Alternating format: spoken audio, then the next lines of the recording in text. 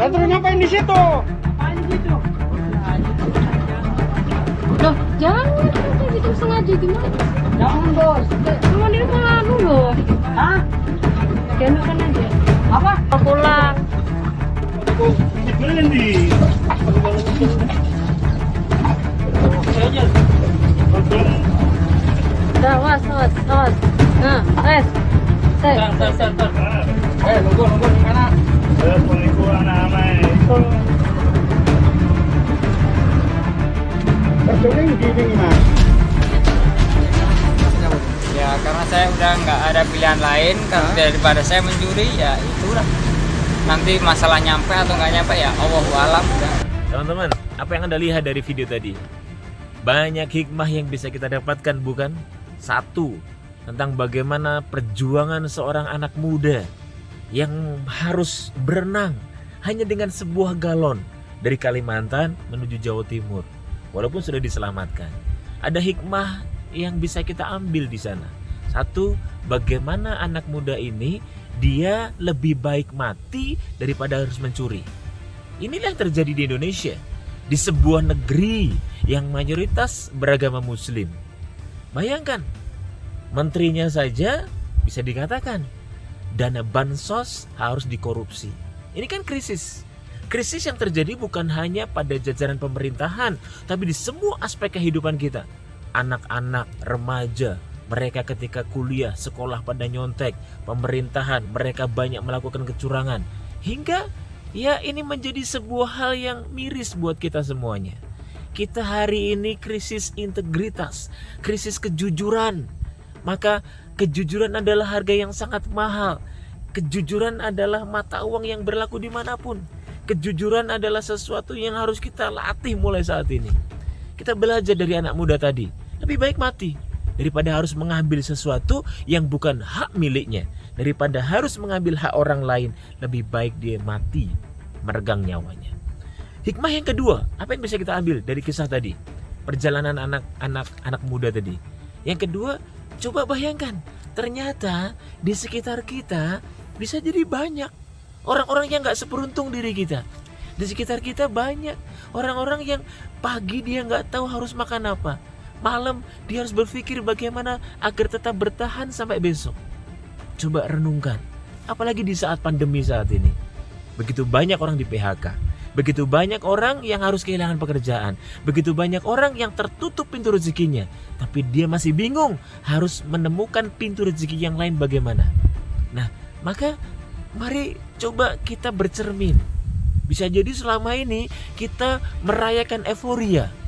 Kita melakukan program-program sedekah rombongan. Kita melakukan program-program sedekah berbagi dengan seremonial yang luar biasa.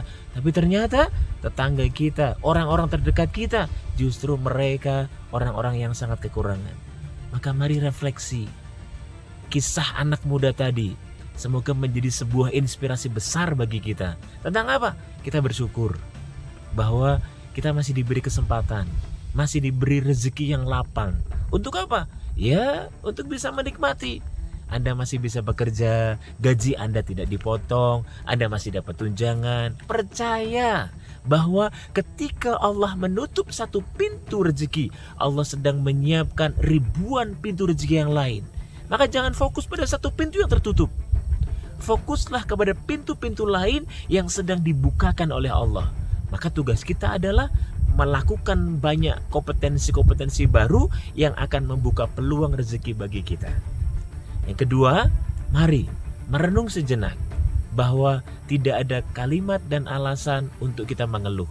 Kenapa? Karena di luar kita banyak orang-orang yang tidak seberuntung kita. Contohnya malam ini, saya akan mengisi Ikatan Serikat Pekerja Buruh seluruh Jawa Tengah. Bisa dibayangkan bagaimana kondisi mereka hari ini, bukan? Banyak yang di PHK, banyak yang dirumahkan, pesangonnya belum turun. Dan semoga ini menjadi pelajaran untuk saya dan Anda. Betapa bersyukurnya kita hari ini masih diberi kesempatan untuk meraih kebaikan melalui pekerjaan kita. Dan satu hal pelajaran yang sangat penting yang bisa kita ambil. Ketika Mas Didi tadi menyampaikan bahwa Ya wa'alam, gimana nanti terserah Allah, saya mau selamat atau enggak. Bayangkan, sebuah kalimat yang sebenarnya ini adalah kalimat ketergantungan seorang hamba kepada Tuhannya. Mas Didi tidak bergantung kepada yang lain. Dia bergantung, dia berharap, dia bersandar hanya kepada Allah. Ini kan pelajaran yang hari ini sering kita lupakan. Kita seringkali bergantung, berharap, bersandar kepada selain Allah, sehingga yang lemah. Maka Mas Didi mempunyai sebuah keyakinan besar bahwa ketika saya bergantung kepada Allah, maka saya yakin saya sampai sana.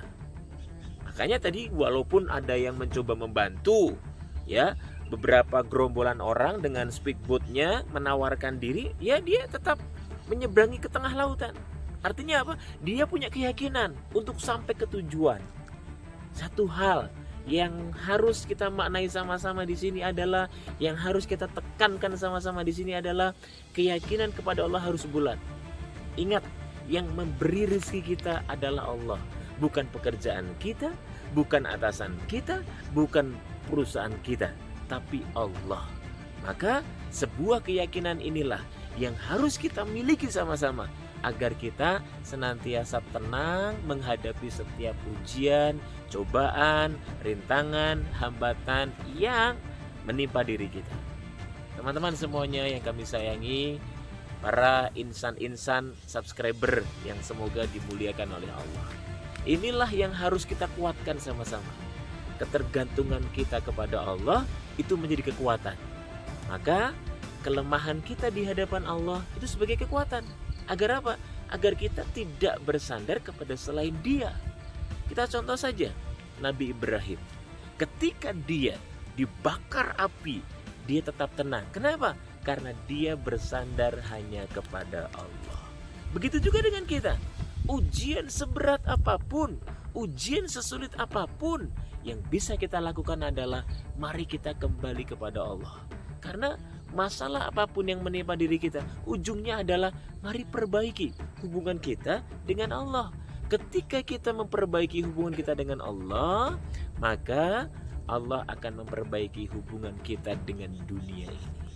Selamat berjuang, selamat mencoba, selamat berikhtiar mengambil banyak mutiara yang telah Allah berikan kepada kita melalui video-video viral, pengalaman orang-orang di sekitar kita, melalui bisa jadi pengalaman kita pribadi kan, tentang bagaimana ujian harus Anda lalui, ujian harus Anda hadapi. Walaupun Anda merasa di titik terendah, Anda harus bangkit, Anda harus bangun. Karena ingat satu hal, bahwa dunia ini ya memang tempatnya ujian.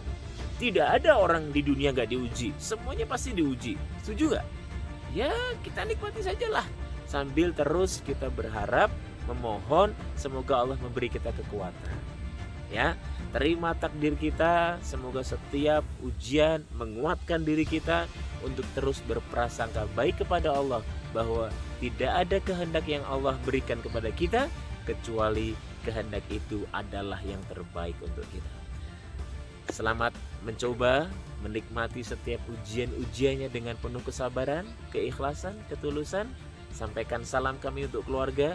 Semoga teman-teman diberi kekuatan dan juga diberi kelapangan hati untuk bisa menikmati setiap episode kehidupan ini. Oke, terima kasih. Kita lanjut perjalanan. Semoga ketemu lagi di video selanjutnya. Tolong tetap incas. Semoga kita bisa terus terhubung dengan doa-doa kita, dengan video-video yang dipersembahkan oleh Makna Channel. Assalamualaikum warahmatullahi wabarakatuh.